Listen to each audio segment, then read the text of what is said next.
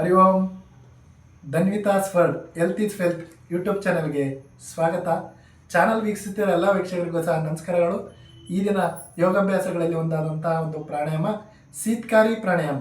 ಶೀತಕಾರಿ ಪ್ರಾಣಾಯಾಮವನ್ನು ಯಾವ ರೀತಿ ಅಭ್ಯಾಸ ಮಾಡಬೇಕು, ಅದರ ಉಪಯೋಗಗಳೇನು ಅನ್ನೋದನ್ನು ಇಂದಿನ ತರಗತಿನಲ್ಲಿ ತಿಳಿಸ್ಕೊಡೋದಕ್ಕೆ ಪ್ರಯತ್ನ ಮಾಡ್ತಾ ಹೋಗ್ತೀನಿ. ಶೀತಕಾರಿ ಪ್ರಾಣಾಯಾಮನ ಯಾವ ರೀತಿ ಅಭ್ಯಾಸ ಮಾಡ್ತಾ ಹೋಗ್ಬೇಕಪ್ಪ ಅಂದರೆ, ನಾಲಿಗೆಯನ್ನು ಪೂರ್ಣ ರೀತಿಯಲ್ಲಿ ಹೊರಚಾಚಬೇಕು. ನಾಲಿಗೆಯನ್ನು ಹೊರಚಾಚಿ ಪೂರ್ಣ ರೀತಿಯಲ್ಲಿ ನಾಲಿಗೆಯನ್ನು ದವಡೆಗೆ ಒತ್ತಿ ಇಟ್ಕೊತ ನಿಧಾನವಾಗಿ ಹಲ್ಲಿನ ಭಾಗವನ್ನು ಎರಡೂ ಹಲ್ಲುಗಳನ್ನು ಕಚ್ಚಬೇಕು.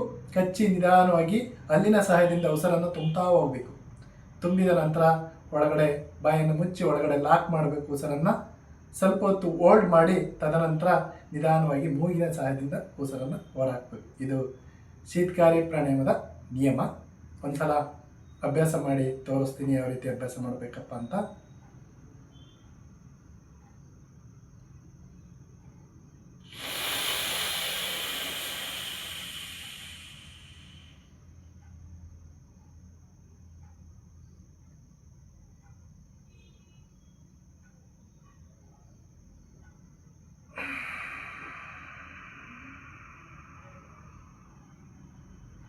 ಉಸಿರನ್ನು ಹೋಲ್ಡ್ ಮಾಡಿ ತದನಂತರ ನಿಧಾನವಾಗಿ ಮೂಗಿನ ಸಹಾಯದಿಂದ ಉಸಿರನ್ನು ಹೊರಹಾಕಬೇಕು. ಧ್ಯಾನ ಸ್ಥಿತಿನಲ್ಲಿ ಕುಳಿತು ಈ ಒಂದು ಶೀತಕಾರಿ ಪ್ರಾಣಾಯಾಮವನ್ನು ಅಭ್ಯಾಸ ಮಾಡ್ತಾ ಹೋಗಬೇಕು. ಬೆನ್ನಿನ ಭಾಗ ನೇರ ಇರಬೇಕು. ಎರಡೇ ಕೈಯಲ್ಲಿ ಚಿನ್ಮುದ್ರೆಯನ್ನು ಇಟ್ಕೊಂಡು ನಾವು ಅಭ್ಯಾಸವನ್ನು ಮುಂದುವರಿಸ್ತಾ ಹೋಗಬೇಕು. ಈ ಒಂದು ಶೀತಕಾರಿ ಪ್ರಾಣಾಯಾಮವನ್ನು ಅಭ್ಯಾಸ ಮಾಡೋದ್ರಿಂದ ಏನೆಲ್ಲ ಉಪಯೋಗಗಳನ್ನು ನಾವು ಪಡ್ಕೋಬಹುದು ಅನ್ನೋದಾದರೆ, ನಮ್ಮ ದೇಹ ಮತ್ತು ಮನಸ್ಸನ್ನು ಪ್ರಶಾಂತಗೊಳಿಸ್ಬೋದು, ನಮ್ಮ ದೇಹವನ್ನು ತಂಪಾಗಿಸ್ಬೋದು. ಜೊತೆಗೆ ಇದು ದೇಹದ ಉಷ್ಣತೆಯನ್ನು ಕಡಿಮೆ ಮಾಡ್ಕೊಳ್ಳೋದಕ್ಕೆ ಅತ್ಯುತ್ತಮವಾದ ಪ್ರಾಣಾಯಾಮ. ಜೊತೆಗೆ ನಮ್ಮ ಬಾಯಾರಿಕೆ, ದೀರ್ಘಕಾಲದ ಬಾಯಾರಿಕೆ ಮತ್ತು ಹಸಿವನ್ನು ನಿಯಂತ್ರಣ ಮಾಡಲು ಅತ್ಯಂತ ಉಪಯುಕ್ತವಾದ ಒಂದು ಪ್ರಾಣಾಯಾಮ.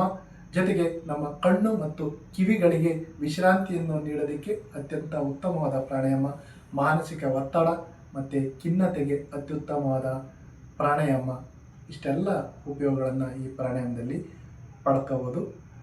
ಜೊತೆಗೆ ಯಾರು ಈ ಒಂದು ಪ್ರಾಣಾಯಾಮನ ಅಭ್ಯಾಸ ಮಾಡಬಾರ್ದಪ್ಪ ಅಂದರೆ, ಯಾರು ತುಂಬ ಶೀತದಿಂದ ಇರ್ತಾರೆ ಅಂದರೆ, ಶೀತ, ನೆಗಡಿ, ಕೆಮ್ಮು ಇಂತಹ ಸಮಸ್ಯೆ ಇರೋರು ಈ ಪ್ರಾಣಾಯಾಮನ ಅಭ್ಯಾಸ ಮಾಡಬಾರ್ದು. ಜೊತೆಗೆ ಯಾರಿಗೆ ಗಂಟಲಿನ ಭಾಗದಲ್ಲಿ ಶಸ್ತ್ರಚಿಕಿತ್ಸೆ ಆಗಿರುತ್ತೆ ಅವರು ಈ ಒಂದು ಪ್ರಾಣಾಯಾಮನ ಅಭ್ಯಾಸವನ್ನು ಮಾಡಬಾರ್ದು. ಜೊತೆಗೆ ಲೋ BP ಸಮಸ್ಯೆ, ಜ್ವರದಿಂದ ಯಾರು ಬಳಲ್ತಾ ಇರ್ತಾರೆ ಅವರು ಈ ಪ್ರಾಣಾಯಾಮವನ್ನು ಅಭ್ಯಾಸ ಮಾಡಬಾರ್ದು.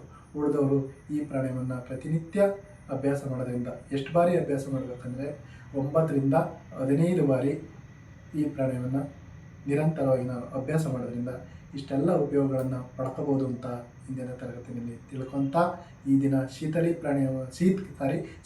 ಪ್ರಾಣಾಯಾಮದ ಬಗ್ಗೆ ತಿಳ್ಕೊಂಡಿದ್ದೀವಿ. ಮುಂದಿನ ತರಗತಿಯಲ್ಲಿ ಇನ್ನೂ ಹೆಚ್ಚು ಯೋಗದ ಬಗ್ಗೆ ತಿಳಿಯೋದಕ್ಕೆ ಪ್ರಯತ್ನ ಮಾಡ್ತಾ ಹೋಗೋಣ ಅಂತ ತಿಳಿಸ್ತಾ, ಈ ವಿಡಿಯೋ ಇಷ್ಟವಾದಲ್ಲಿ ಲೈಕ್ ಮಾಡಿ, ಶೇರ್ ಮಾಡಿ, ಸಬ್ಸ್ಕ್ರೈಬ್ ಮಾಡಿ ಈ ಯೂಟ್ಯೂಬ್ ಚಾನಲನ್ನು ಪ್ರೋತ್ಸಾಹಿಸಬೇಕು ಅಂತ ತಮ್ಮಲ್ಲಿ ಮನವಿ ಮಾಡ್ಕೊತಾ ಇಂದಿನ ತರಗತಿಯನ್ನು ಅಂತ್ಯಗೊಳಿಸ್ತಾ ಇದ್ದೀನಿ. ಧನ್ಯವಾದಗಳು. Thank you.